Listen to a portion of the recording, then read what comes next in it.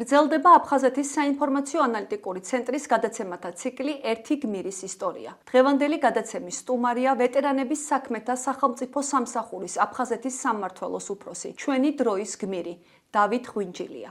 მოგესალმებით ბატონო დავით, მადლობას გიხდით გადაცემაში მონაწილეობისათვის. სანამ კითხვა-პასუხის რეჟიმზე გადავალთ, მანამდე მოვისმინოთ ავტობიოგრაფიული მონაცემები ვიდეორგოლი თქვენს შესახებ.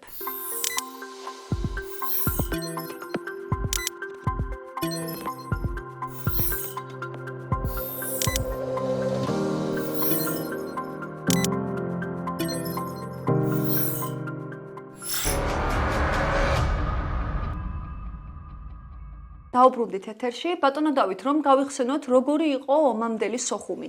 ქართულ-აფხაზური ურთიერთობების ამსახველი ეპიზოდები, როგორ არის აღბეჭდილი თქვენს გონებაში? 9 აპრილის მერე და მისმა შემდგომმა პერიოდმა ძალიან ბევრი შუა პრობლემები საქართველოში, არა მარტო საქართველოში, არამედ მის გარეთ და რომელმაც რა თქმა უნდა იმოქმედა აფხაზეთზე პირველ რიგში. სხვადასხვა სპეცსამსახურების მუშაობა ამანაც იმოქმედა და თან ცოტა ჩვენმა ზედმეტმა ემოციურობამ ამან გამოიწვია ის დაძაბულობა, რომელიც შემდგომში მოხდა. ეს მოხდა სოხუმში. ერთ დაძაბულობას მოყვა მეორეს მესამე და ომამდე იყო ესეთი სიტუაცია. მე თქვენ იცით, რომ ზვიადის შემდგომი პერიოდი ამას იმიტომ ვლაპარაკობ, რომ ამან არსებითად იმოქმედა იმ სიტუაციაზე, რომელიც ომის წინ შეიქმნა. აი თქვენი ქალაქი რო გაიხსენოთ, როგორი იყო მულტიკულტურული ქალაქი? მე ვარ გულრიფშის რაიონიდან, არის ესეთი დრანდა, ვარჩე, აი იქ ცხოვრობდი. ჩვენთან იყო, ახლა ჩვენს იქ სადაც მე ვცხოვრობდი, ძირითადად მაინც ქართველების დასახლებული და აქ იყო რუსები.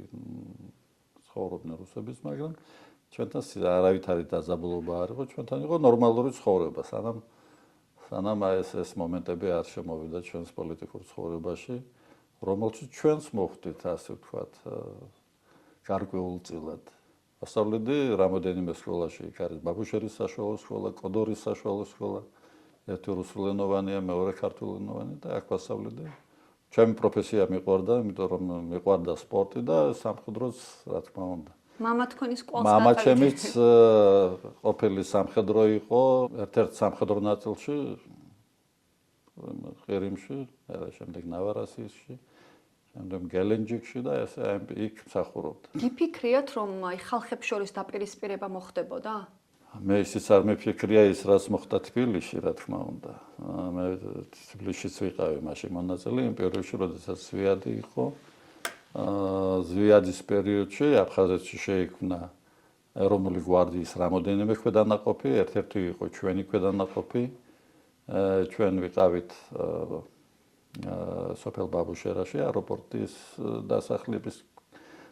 დასახლება არის ქვემოთ და იქ იყო ჩვენი ეროვნული გვარდიის გულრიფშის ბატალიონი. გარდა ამისა იყო გალში ერთი ბატალიონი და ბოლომდე არ იყო შექმნილი, იქმნებოდა სოხუმშიც ასევე.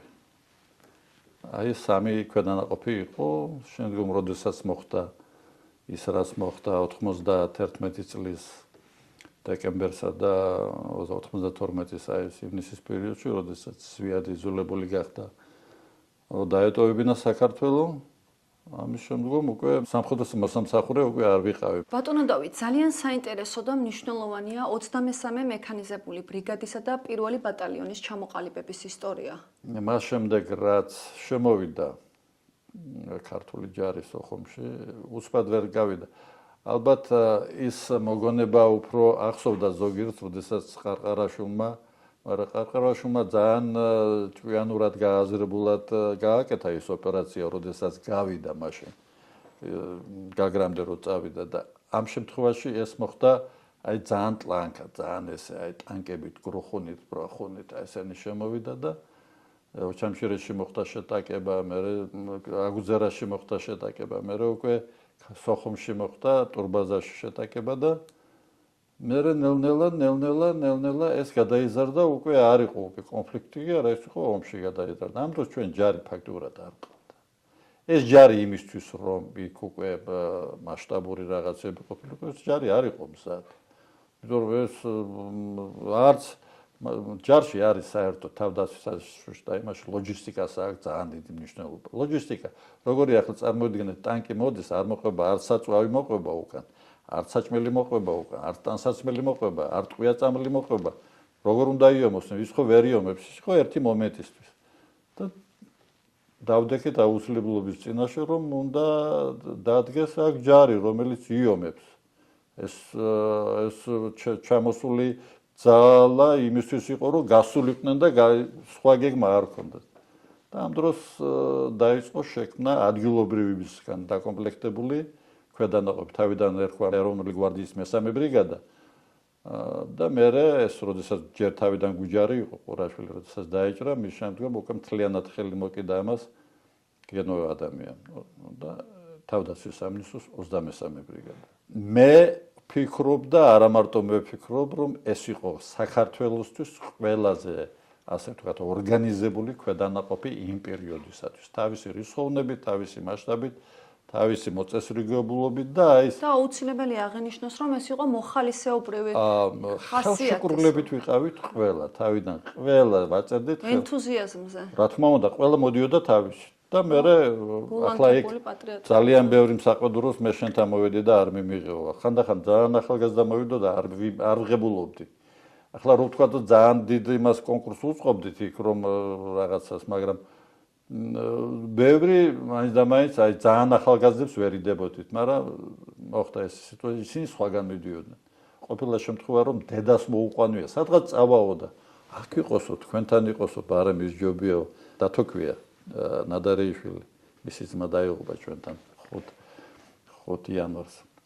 დედა მისმა მოიყვანა. სადღაც წავაო და თავს დაკარგავსო და მე ეს დათო ძალიან კარგი ბიჭი იყო და ცოცხალი არის, ოჯახი ცხავს ყველაფერი. ასეთ შემთხვევებიც იყო. და ეს ამისი არ ვიცი მე საიდან ქონდა ეს გამოცდილება გენო ადამიანს, მაგრამ რაც მან გააკეთა, ეს მანამდე არავის არ გაუკეთებია საქართველოში. ასეთი ორგანიზებული ქვედანაყოფი არ იყო საერთოდ საქართველოს შეარაღებულ ძალებში არ იყო. დაკომპლექტებით თან როგორ იყო სატანკო ბატალიონი, მოტომსროლელი ბატალიონები, კავშირგაბმულობის ბატალიონი, ქიმიური ასეული, ტანკსაწინააღმდეგო დივიზიონი, ჰაერსაწინააღმდეგო დივიზიონი, მთლიანი კომპლექტი იყო. ისეთი რაღაცაც მოიგონეს, იქ ყოველთვის არის ისეთი რაღაცა. მატარებელზე დადგეს артиллерия, ჯავშან მატარებელი იყო და ეს შედიოდა ჰაერსაწინააღმდეგო დივიზიონში, რომელიც ძალიან თან ჩვენი რელიეფი გვიწყობდა, სოხუმში გვირაბები არის. ეს გვირაბებში შედიოდა, გამოდიოდა ისრო და მერე შედიოდა ისე გვირაბში, დაუზიანებელი იყო. ესეთი სტრუქტურა, მე კი შეიქმნა ხა თავდაცვის სამინისტროში. ეს იყო პირველი, რომელმაც რეალურად გაუწია წინააღმდეგობა აი ამ რუსულ ძალებს, ფაქტობრივად მე მიმაჩნია რუსულ ძალებს ვერ ვდოდით, რუსების მიერ ორგანიზებულ ძალებს იქ. ყველა ვინც იყო მან ჩრდილოეთ კავკასიელები თუ ადგილობრივები, თვითონ კაზაკები, ესენი იმათი ორგანიზებული ნავთქოსნების, სნაიპერები, ისინი სულ ძირითადად მათი იყო. თითქმის ყველა თვითმფრინავი ჩამოგვიგდეს. რა ახლა დავიჯერო აფხაზებს ჰქონდათ ჰაერსაწინააღმდეგო, ყველა რუსების ჩამოგდებული იყო. და ბევრი რაღაცა მომენტი იყო და ერთ წელიწადზე მეტი გაუძლო და ეს იყო აი გენო ადამიანს დამსახურება და იქ რომ არ ყოფილიყო სხვა სიტუაცია, იქ აი ეს მოლაპარაკება, რომლებითაც მოიშალა ხელშეკრულების თანახმად, რომელიც შემდგომში მოხდა, გაგვაიარაღეს ჩვენ. გაუქმდა 23 ბრიგადა, არ არსებობდა. და მე ისაო ლეგენდარული 23 ბრიგადა დაიხია უკან. ლეგენდარული 23 ბრიგადა არ არსებობდა. დაიშალა ეს, ბრძანებით დაიშალა. ტანკები გაიყვანეს, артиллерия გაიყვანეს. კავშირგაბმულობა, რომელიც ძირითადი არის მართვისთვის, რომ ათეულს სჭირდება მართვა და წარმოგიდგენიათ, ამ ხელაქვედანაყოფები რო არის, ერთმა არის ის მეორე რას აკეთებს. ამას მართვა ჭირდებოდა. მართვის სისტემა მთლიანად იყო მოშლული. აი ეს თქვენ რომ მითხარით, რომ აი ეს იყო მძიმე მომენტები, მართვა არ იყო უკვე. ეს იყო ძირითადი ჩვენი და თუ შეგვიძლია დავასახელოთ, ესე ალბათ რთულია, მაგრამ აი ის ბრძოლები, მძიმე დარტყმები, რომელიც პირველმა ბატალიონმა თავის თავზე აიღო. პირველი აი ეს მე რო გითხარით ემზარ ნადარეიშვილი როგორ დაიღუპა და ალიკა გიორბელიძე ჩვენი დაზვერვის ოცეულის მეთაური ეს იყო იანვარში 93 წლის იანვარი როდესაც აფხაზებმა სცადეს რაღაც უაზრო ავანტურისტული შეტევის განხორციელება ორი მხრიდან ზედა ხიდის ზედა მხრიდან ეს შერის ზედა ხიდი არის და ეგრეთ წოდებული ვასმოი პოლკი იყო ესეთი და იქ ჩვენი ძირითადად ჩვენი ბატალიონის მიმართულებით. ნუ ერთი სიტყვით შემიძლია თქვა რომ ისინი მათმა განიცადეს ძალიან ძიმე და ძალიან ესეთი მარცხი. იმ დროს ჩვენ ვიყავით კარგად ეკიპირებული, მომართული, დამარცხება არ ვიცოდით, ის არ ვიცოდით, დანაკლისი არ ჰქონდა თითქმის, ტექნიკა ყველაფერი კარგად მუშაობდა.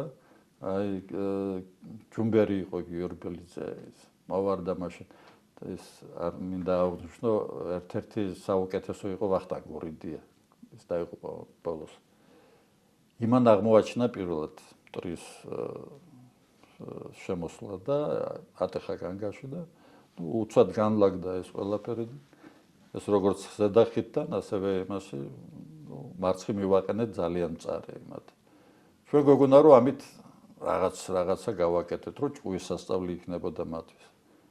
მაგრამ ჭკუის სასწავლი არა, მაგრამ აი რაღაც მობილიზაცია გააკეთეს სხვანაირი.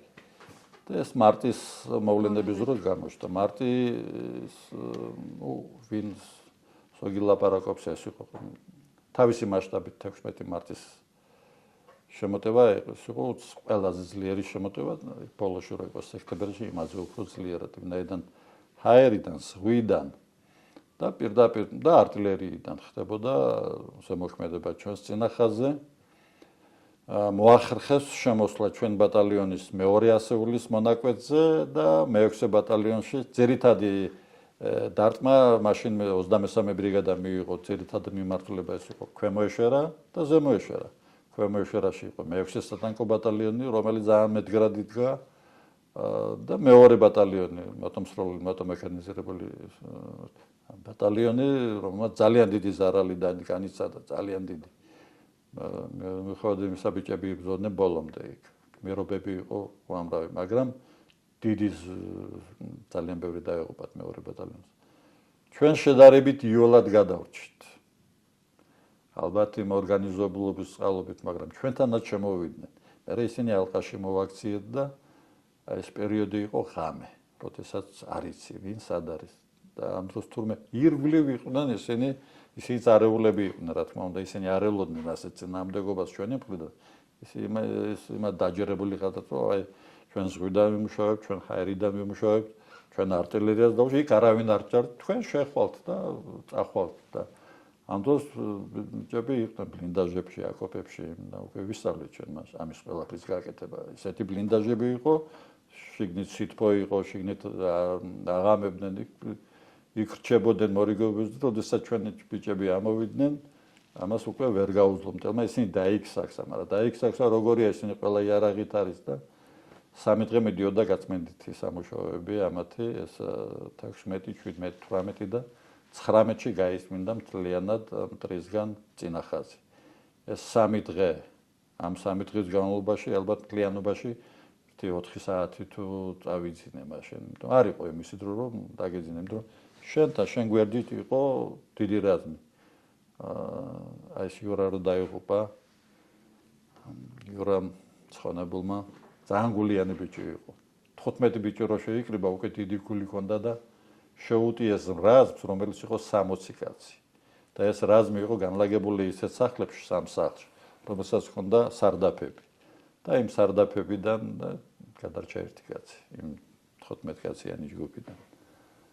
იურა დაიღუპას. ეს იყო ძალიან მძიმე პერიოდი.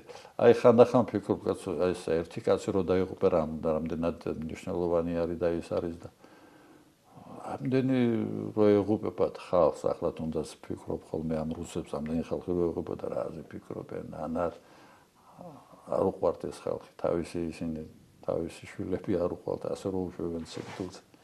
ჩვენ თითო კაცი ჩვენთვის იყო ტრაგედია მაშინ. გენოძია, თქვენი უშუალო ხელმძღვანელი. ეროვნული გმირი, რომელმაც თქვა, რომ მე ჩემი ქალაქიდან ცოცხალი არ გავალ და თავის სიტყვისთვის არ უღალატია. როდესაც საუბრობენ მასზე, თქვენ რა ისტორია გაგონდებათ? თვალები მისი. მაგას ჰქონდა საოცარი თვალები, ეს არის ჯერ ერთი გამჭოლი თვალები ჰქონდა. თითქოს რენტგენი არისო. გრძნობდა ვინ იყო მებრძოლი, აი ეს მაგას ჰქონდა საოცარი უნარი ადამიანის შეცნობის. თავისებური იყო, აი სუფთა იყო თვითონ. მიუხედავად იმისა, ძალიან ძნელ და ძალიან მძიმე ცხოვრება ჰქონდა მაგას გამოვლილი, მაგრამ სულით იყო ძალიან სუფთა. სამხედრო არ იყო. არავით არის სამხედრო. ერთი სიტყვით რო ვთქვათ ლიდერი. კაცი, რომელსაც შეუძლია რომ აიყოლიოს. იშვიათად მინახია მე ესეთი პიროვნება, ახლა ჩვენი ისტორიის იმაზე შემიძლია ერთი კაცი ვთქვა, ეს იყო მერაბი. კოსტავა. მერაბი. აი, რომელსაც რომ მათ ჯერ ერთი მოწიწებით უყურებდნენ თვალში და მისი სიტყვის ჯეროდათ. ასეთი იყო გენო. ესეთი ლიდერები იშვიათი არის, საერთოდ. ეს რო ცოცხალი ყოფილიყო ძალიან ბევრს გააკეთებდა. თანამებრძოლები იხსენებენ, რომ ერთ-ერთი გამორჩეული ლიდერი იყავით მისთვის. თუ სადმე რამე გაჭირდებოდა, ის დამიძახებდა დათო, აბა ეს და ეს პერიოდი არის ზეგანზე უნდა ავსულიყავით. ეს ხორციელდებოდა ოპერაცია, გენო იყო, დათო გულუა იყო და ესეთი იყო, რომ ძირითადი ჯგუფი შედიოდა წინ პირდაპირ თავისუფლება შრომის მიმართულებით და ჩვენ მთიდან მარცხენა ფლანგიდან უნდა ავსულიყავით და უნდა ასე ვთქვათ მოგვიჭრა ემათვის, რომ გვერდიდან დაგვერდღა. ვერ გახორციელდა ვინაიდან იქ ერთი მხრიდან კი არა, მეორე მხრიდან უნდა ყოფილიყო ფაქტურად და ესეთი შეტევითი მით უმეტეს იმა ტანკი ეყნა, სხვა ტექნიკაც ეყნათ, ვერ განხორციელდა, მაგრამ ჩვენ ჩავრჩით იქ იმ დღეში, ვერ გამოვიდით. ჯერ ერთი გავიხლარდეთ იქ ისეთი ეკლები და ის იყო და ის დავაღამეთ იქ, მერე მეორე დილით და დილით რო გამოვედი და ის არ წასულა არსად და არ იცოდა რა სიტუაცია იყო, მე გავაგზავნეო და უნდა ესე იგი მოეშვა რომ დამინახა და როგორ შემაშინეო, რომ გამოვედით უკვე დილაზე, აი ეს პერიოდი მახსენდება და გადამახვია. იმიტომ ის გზნობდა თავის პასუხისმგებლობას, მიუხედავად იმისა, რომ ახლა როგორც მეთაურისთვის ბატონო დავით, ყველაზე მძიმე წუთები რა იყო? ყველაზე მძიმე წუთები იყო, რა თქმა უნდა, ეს პერიოდი, როდესაც ჩვენ იძულებული გავხდით აჩადარა დაგვიტოვებინა. მაგრამ იქ ბევრი იყო მძიმე წუთები, დატოვების წინ მოხდა დავიჭერი, კონტუზიას მივიღე. ერთ-ერთ ინტერვიუში საუბრობდით, რომ აი როგორც მეთაურისთვის დაღუპული ჯარისკაცის მისვენება იყო ყველაზე მძიმე. თავიდან ესე იყო. აი პირველი მებრძოლი რო დაგეკარგება. მერე ეს იმდენად დამთრგუნველი გახდა, რომ ამას ერიდებოდა ყველა. იმიტომ რომ აი როგორია თან მეც უმეტეს თუ იცნობ იმ ოჯახს. ეს არის სასწაულო, ძალიან ძნელი არის. მაგრამ ამასაც უნდა გავუძლო. ამასაც უნდა გავუძლო, რა თქმა უნდა. ახლა ვიღაცას შენ ვერ მიუშვებ და იმას ვიღაცას ვერ ათქმევინებ. ომი იმდენად არ არის დამწყვეტი, აი ეს მომენტი იყო ყველაზე დამწყვეტი. თანამებრძოლები, რომელთა საქციელი განსაკუთრებით დაგამახსოვრდათ, ალბათ რთულია ესე ჩამონათვალი, მაგრამ ვინ გაგონდებათ? სამწუხარო არის, რომ ყველა ვინც გულში მაქვს ჩატეძლი, უმეტესობა არის დაღუპული. იურა ომანაძე იყო ჩემი პირველი მოადგილე. ეს იყო საოცარი ადამიანი. ყველანაირად აი როგორც მებრძოლი, როგორც ადამიანი, როგორც ლიდერი. ძალიან ხალისიანი, ერთი ორი სიტყვით შეეძლო უბრალო ისე ძალიან მძიმე სიტუაციიდან გამოსავალის მოზებნა თავისი იუმორი, თავისი იმით. ეს იყო საოცარი პიროვნება. ყველა სხვადასხვანაირები ვიყავით ახლა ჩვენ. ბევრი მახსენდება. აი ეს რო ვახსენე, თენგო იყო კოპალიანი. კელასურლები მაგას ჰიტლერას ეძახდნენ. ასეთი ჯარისკაცი მე არ მინახავს და არ მყოლია. ამისთანა მოწესრიგებულია, ამისთანა ჯერ წესიერი პიროვნება და თვითონაც მოწესრიგებული. აი ხო არის რომ ადამიანი რომ რაღაცა მძიმე რომ მოელის, ყოველთვის არის სუფთად ცდილობს ყოველ მოსვლაზე იყოს სუფთად მოწესრიგებულად კოხდად და ის ბოლოს 16 სექტემბერს ერთად შევედით. და მე ვუთხარი გავიყოთ, მე ვუთხარი თქვენ ზემოდან წედით, მე ქვემოდან მაშინ აჩადარაში შევდიოდი და ისე მოხდა რომ მაგას არ გაუმართლა სნაიპერები იყვნენ მიმართულებით და ორი ბიჭი შევიდა, ორივე დაიღუპა. ბენდელიანი იყო ახალგაზრდა ბიჭი. მასთან ნაკლებად ვიცნობდი და ეს თემო. ჩორტიკას ვეძახდით, ზურაბი იყო, გიორგაძე, პატარა ბიჭი იყო, მე დაიღუპა ომის შემდგომ. პატარა ბიჭი იყო ტანად, თორე ისე გულიანი ბიჭი. მაგარი ვაჟკაცი იყო, მისი ძმა გენადი, რომელიც უგზო-უკვლოდ დაიკარგა და მე კითხეს რომ დაიღუპა. ბატონო დავით, თქვენ ალბათ იცით, მაგრამ მაყურებლისთვისაც საინტერესო იქნება, როგორ გახასიათებენ თქვენი თანამებრძოლები. მაქვს პატივი, რომ დავითი იყო ჩემი მეგობარი, ჩემი თანამებრძოლი. ადამიანი, რომელიც თითეული ჩვენგანისთვის ჩვენი ახალგაზრდობის წლებში იყო მაგალითი თავდადების, ქვეყნის სიყვარულის, პატრიოტიზმის, შეუპოვარი ბრძოლის უნარიანობის და გასაოცარი სიცოცხლის უნარიანობის მატარებელი. მე მინდა უდესი წარმატებები უსურვო მას და ღმერთმა მინდა რომ შეგვაძლებინოს ყველას ის რომ დავითისნაირ ვაჟკაცებს ქვეყნისთვის გაწეულ ღვაწლში მარტო მათ მოკრძალებაზე არ იყოს პატივისცემა დამოკიდებული, არამედ უფრო ლაღები ვიყოთ მათთვის მისანიჭებელ პატივსაცემ გარემოებებში და ჩვენი ქმედებებიდან. მე მინდა რომ უდიდესი პატივისცემით სიკეთე, გამარჯვება და სიძლიერე უსურვო მას და სანუკვარი მიზნის ასრულება. დათო ღვინჯელია პირველი დღიდან შექმნიდან იყო ბატალიონში. ჯერ ბატალიონი იყო, რა თქმა უნდა, ასეული იყო, ასეულიდან დაწყებული, მერე შეიქმნა ბატალიონი. ჭკვიანი პრინციპული პიროვნება არის. ომს თავისი კანონები აქვს, დაწერილი და დაუწერილი კანონი აქვს, რა თქმა უნდა, მაგრამ აუდოდა ამას. ახლა ესეთი დრო იყო მაშინ მოხალისეები იყო, მერე სანამ ჯარად სამხედრო დრო ჩამოყალიბდეს, ამას დიდი შრომა ჭირდება. ამას გაუძლო დათომ და ბოლომდე იბრძოლა. დაჯერებული კაცი იყო, რას აკეთებდა იმ სტრატეგიაში, ყველაფერში გამოცდილება ჰქონდა. დისციპლინებული პიროვნება იყო, შეშეც ჰქონდა და სიყვარული ამის თქმით. დაფაზე აქ რო არის 79 ბიჭი არის ჩვენი პირველ ბატალიონის დაღუპული ბიჭები, ღირსეული, ყველა წინახაზე, ყველა გმირულად დაღუპულები არიან. ამას გაძლება უნდა ყველაფერს და დათო აკეთებდა იმას, რაც გასაკეთებელი. დაღუპული ვაჟკაცის სახლში მიყვანა, მისვენება, ეს ყველა დიდი უბედურებაა. ბატონო დავით, იმ კრიტიკულ პერიოდში თანამებრძოლები როგორ აძლიერებდით ერთმანეთს? ყოველთვის არის ისეთი პიროვნება.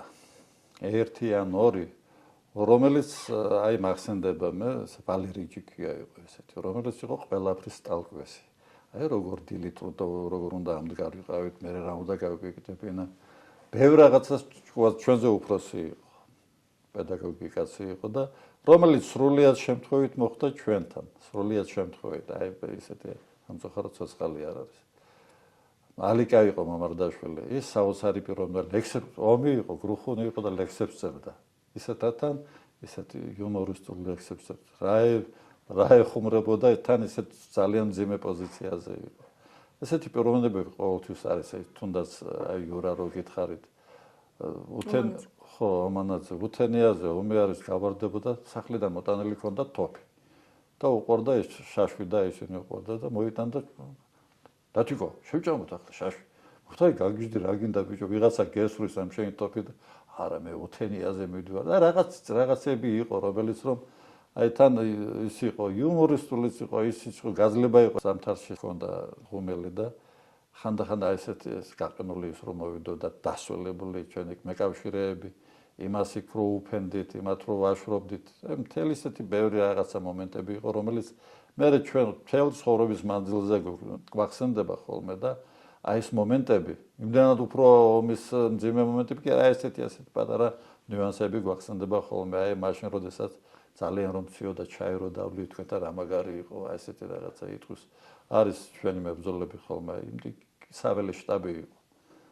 ეს საველე შტაბი იყო იმის სახლი, აი ამ ვალერა ჯიქიასი და ის გახდა აი ამ რაღაც აი ამ მიზიდულობის ცენტრი გახდა თავისი სამედიცინო რაღაც ცოდნით და რაღაცას ჭირდებოდა დახმარება, იმ დაჭირლებს რაღაცა ჭირდებოდა. ექიმებზე უფრო კვალიფიციურად უკეთებდა და უწევდა დახმარებას ეს. მე ექიმად დავნიშნეთ. ისევ ერთმანეთს თქვენ აძლიერებთ თქვენი თანადგომით. გავიხსენოთ ის ისტორია თქვენი დაჭრის. დიახ.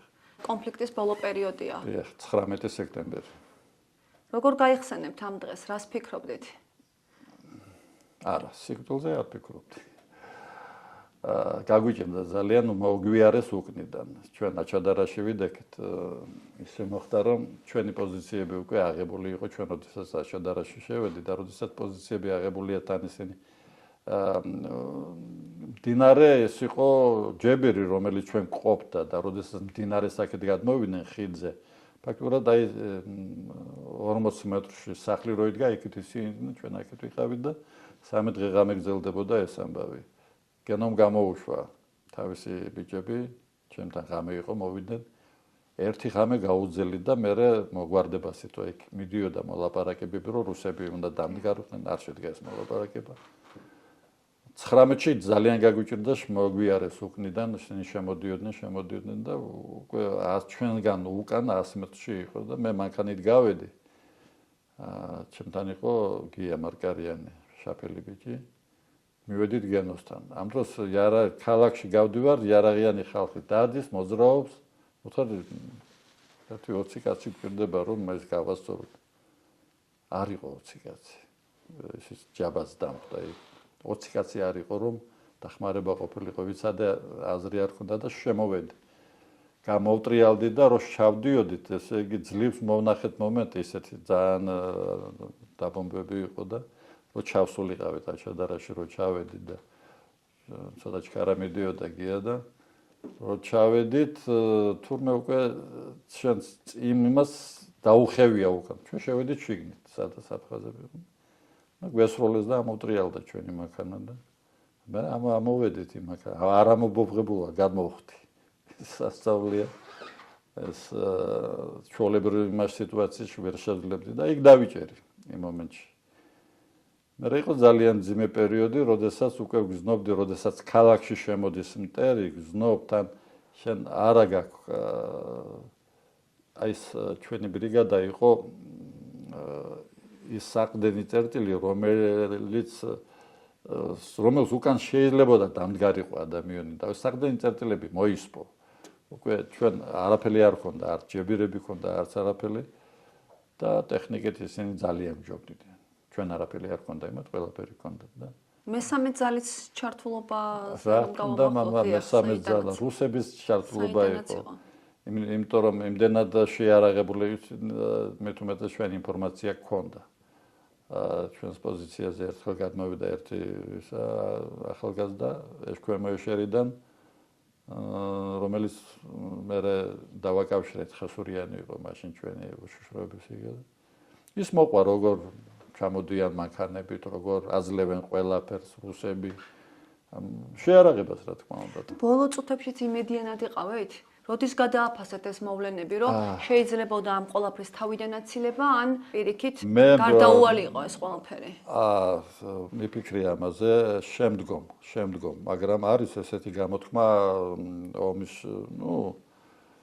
ომის შემდგომ ყველაფერი მერე უფრო ადვილი დასანახიაო და შეიძლებოდა.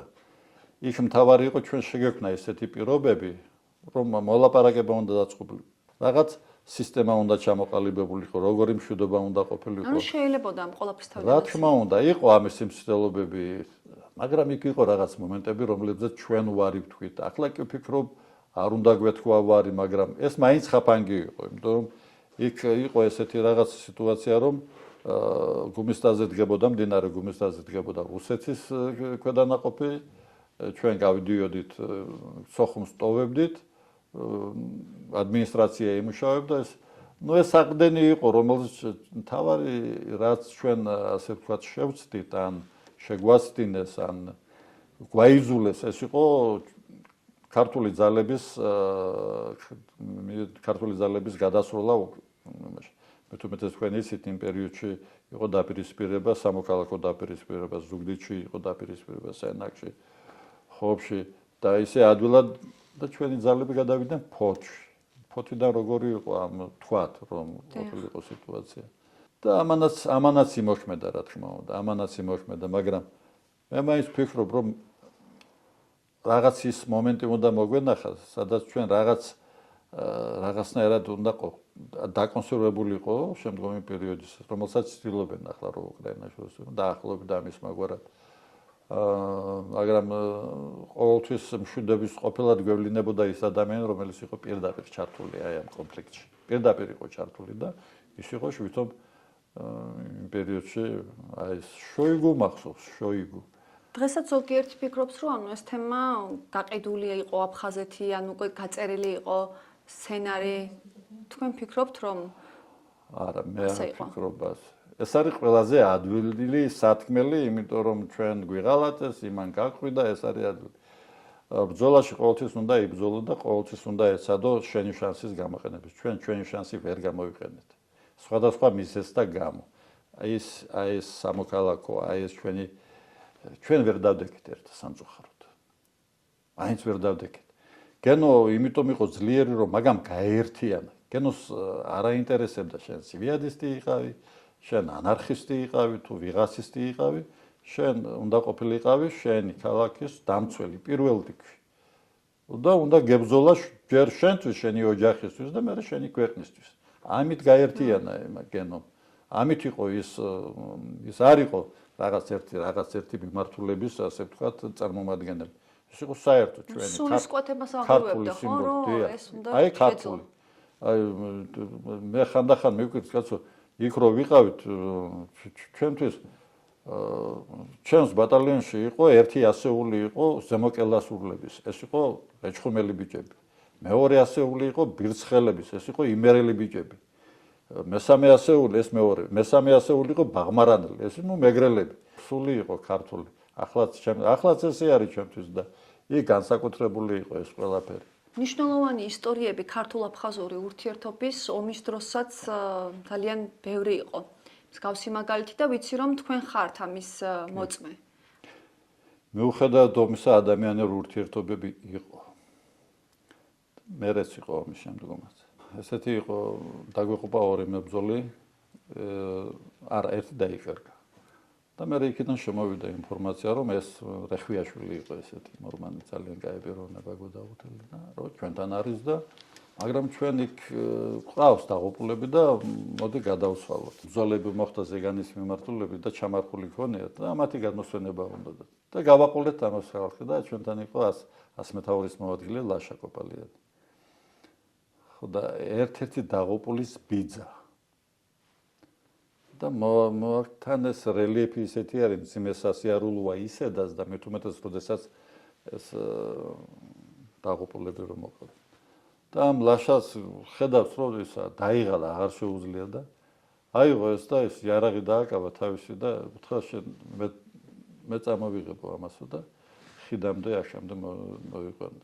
ხო და მე ვთხარი რა იყო იმას და იმდენი ჯერ ერთი ცრემლი იყო ეს მისი ძმისშვილი იყო მე რა უთხრა შენი ძმისშვილი არის იმდენი ის იყო ეს იმდენი ტრაგედია იყო ძმისშვილს მოასვენებს და მე ისე შემეცოდაო ესო რო არ დავხმარებოდი არ შეიძლებოდა იმას არც გაუხედია ეს ხიდამდე მოვიდა და ეს ავტომატი ამ აფხაზმა მოიხსნა და სპასიბაო და დაუბრუნა ლაშას ეს ერთი მომენტი მახსნდება და მეორე მომენტი იყო ჩვენთან იყო სამედიცინო უფროსად დავნიშნეთ მეთქი ვთქვი წინა იმაში ვალერი ჯიქია დილით ყავას ვამდით ახლა რომ მოვიდო და ის ჩვენზე ათრეთგებოდა და მოდი ყავა და არა მე უკვე დავლიო და სადალი რაც 60-ზე და თურმე ამას წესად ჰქონდა იქ მეზობლები ყავდა სომხები იყვნენ და ჩვენ საჭმელი ჰქონდა მაშინ და ეს იმათ უჭირდათ მაშინ ესენი ვერ დადიოდნენ ვერ მოძრაობდნენ და ეს თურმე იქ პური იყო კარაკი იყო რაღაცა იყო ამას ურიგებდა იქ და როგორ ურიგებდა იმაში დებდა და კარზე კიდებდა შინსაც არ შედიოდა ეს მე გავიგეთ და ერთ-ერთ ოჯახში ყოველთვის ყავას დაახვედრებდნენ ხოლმე და თურმე იქ დალევდა ყავას ესეთი ურთიერთობები იყო ოღონდ მან ძალიან გვიან მითხრა ეს როდესაც საკმაო პერიოდი გავიდა ჩვენ ავიყვანეთ ტყვეები ერთი ციმცბა იყო და მეორე მეგრული გვარი იყო წყემსი იყო არ ჩავაბარეთ, არავის არ მივეცით, იმიტომ რომ არ იყო ესეთი სიტუაცია. თან დაჭრილი იყო ეს და მან ვალერა მომკურნალა რაღაცა ცოტა მოკეთა, უთხრა ტყვიასაც ამოგიღებოდა. არა, იყოსო თორე რო თქვენ რომ გამიშვებთო, ისე ომში გამიშვებენ ისინიო და იყოსო ის ტყვია იქო. როდესაც შედგა მოლაპარაკება და ის დაუბრუნდა ოჯახს და მე მის ისტორია არ ვიცი. როგორ წარმოგიდგენიათ ურთიერთობების აღდგენა, სახლებში დაბრუნება? რა არის თქვენი მთავარი სათქმელი იმ ადამიანების მიმართ, ვინც ახლა ენგურს იქით და ენგურს აქეთ საქართველოში გვეყურებენ და გვისმენენ? ისე მართალია იგითხრათ, თავიდან უფრო იოლად ვუყურებდი ამ თემას, იმიტომ რომ ჩვენი დაბრუნება უფრო ადვილი მესახებოდა. რას დრო გადის, რაღაცნაირად ესეთი გრძნობა მაქვს, რომ ჩვენ ძალიან ვშორდებით ერთმანეთს. ამდენი ხანი ჯერ ერთი ჩვენ აფხაზეთთან როგორი ურთიერთობები ჰქონდა, მეგობრები იყო სანათესაური ურთიერთობები ისინი. შორდები ამას ეს ურთიერთობები არა გაქვს ჩვენ. და ძალიან რთულად მეჩვენება დღევანდელ დღეს, დღევანდელი გადასახადი. მიუხედავად იმისა, რომ ცდა არ უნდა დავაკლოთ, იმიტომ რომ ვიცით ჩვენ მთავარი ხელისშემშლელი რომელიც ძალა არის და ვინ გვიშლის ჩვენ აი ჩვენ მე ესე მგონია რომ თუ რუსები არა ჩვენ დიდი ხნის უკან შერიგებულები ვიქნებოდით. თუნდაც ის პერიოდი მახსენდება ის რო იყო ბაღაბში. ბაღაბში არ იყო ბაღაბშის ოჯახი. მე ესე მიმაჩნია რომ ნორმალური პიროვნება იყო და მაგასაც უნდოდა ქართულებთან ურთიერთობის დამყარება, მაგრამ მე მგონი არ მისცეს იმასაც. თუნდაც შემდგომი პერიოდი და მე მგონი იქ არავის არ მისცემენ ისინი ჩვენთან ურთიერთობის დამყარების პრობლემა. იმიტომ იმათ მიაჩნია რომ ქართულებთან ურთიერთობა და ეს არის მათი გადასაწყვეტი. ასე ვხედავ მე დღეს და თუ ის ხელისშემშლელი ფაქტორი მოიშალა, მე ადვილი იქნება ჩვენი შერიგებასაც ვნახავთ და დაბრუნებასაც. მთავარი ჯერ შერიგებაა. დაბრუნება არ მოხდება თუ შერიგება არ მოხდება. მაგრამ ეს ალბათ რაღაც გენეტიკურად გარდაუვალია. აი ზოგიერთი დიახ. ზოგიერთი იტყვის რომ აი შეცდომები უნდა ვაღიაროთ. გამიგია ყველამ თავის შეცდომა აღიაროსო. კი, ეს გასაგებია, მაგრამ მე ესე მიმაჩნია რომ თვითონ ომი რო დაიწყო, ეს ვიღაცა ერთის ვინმე პიროვნების ის ბრალეულობა კი არ იყო. შეიქმნა პირობები ამ ომისთვის. ამისთვის ყოველთვის ვინც უფროსი არის, იმან უნდა აგოს პასუხი. არ იყო სწორი ვინც დაიწყო, პირველი ვინც ხელი მოიქნია. თუ მიუხედავთ იმისა, რომ წინაპირობები იყო ძალიან რთული იყო წინაპირობები, იმიტომ რომ ჩვენ გვახსოვს წინაპირობები იყო შულეთ კავკასიელთა შემოსვლა და სოხუმის დედაქალაქთა და აღიარება მთის ხალხთა რესპუბლიკა და რაღაცეები. მაგრამ ეს ყველაფერი ამის შეიძლებოდა უფრო ესეთი კაცი უნდა ყოფილიყო, რომელიც ამას გააკეთებდა და არა ავანტიურისტები და არა რაღაც. აი მერაბი დაგვაკდა მაშინ, მე ესე მიმაჩნია, მერაბი არ იყო მაშინ სამწუხაროდ. და რაც დრო გადის, ყოველთვის ვფიქრობ, რაღაცა დავაკელე, რაღაცა ვერ გავაკეთე ისე, როგორც საჭირო იყო. ახლა კი მეტი გამოცდილება მაქვს, მეტი თუნდაც სამხედრო გამოცდილება მაქვს. ახლა ადვილი არის ჩვენთვის ამისი თქმა, იმიტომ ანალიზის უფლება, მაგრამ იმ პერიოდშიც არ იყო ეს ადვილი. ბევრი რაღაც მომენტები იყო, რომლებიც ვერ გადავლახეთ. ბევრი შეცდომები დაუშვით. იმედით ვუყურებთ მომავალს და აი ეს წინაპირობა, მეც იმედით ვუყურებ, მაგრამ ეს წინაპირობა თუ არ მოიხსნა, რთული იქნება. დიდი მადლობა ბატონო დავით გადაცემაში მონაწილეობისთვის. ძალიან საინტერესო იყო თქვენთან საუბარი. თქვენ ჩვენი დროის გმირი ხართ და დარწმუნებული ვარ, რომ თქვენ გასაკეთებელ საქმეს ბოლომდე მიიყვანთ და აუცილებლად აფხაზეთში ვისაუბრებთ შემდგომ როგორ ცხოვრობდით დევნილობაში. მაყურებელს გადაცემის შემდეგ ეპიზოდამდე ვემშვიდობებით.